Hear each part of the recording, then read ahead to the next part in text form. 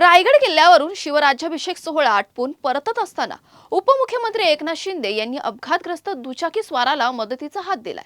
क्षणाचाही विलंब न करता शिंदे यांनी आपला ताफा थांबवला।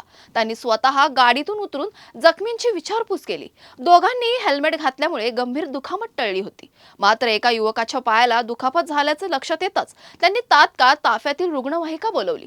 जखमींना पाणी देऊन त्यांची चौकशी केल्यानंतर त्यांना नजीकच्या रुग्णालयात दाखल करण्याच्या सूचना शिंदे यांनी दिला। तसेच उपचाराबाबत माहिती देण्यासही त्यांनी आपल्या कार्यकर्त्यांना सांगितलं। त्यानंतर ते पुढील नियोजित कार्यक्रमासाठी रवाना झाले।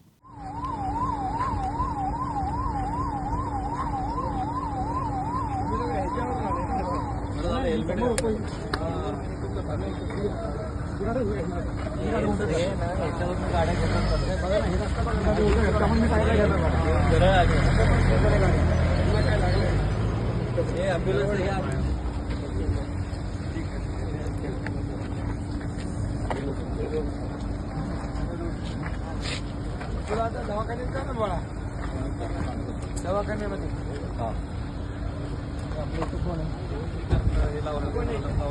होईल ना? नाही आपली गाडी न्यायचीच मी नाही माझ्या ठीक आहे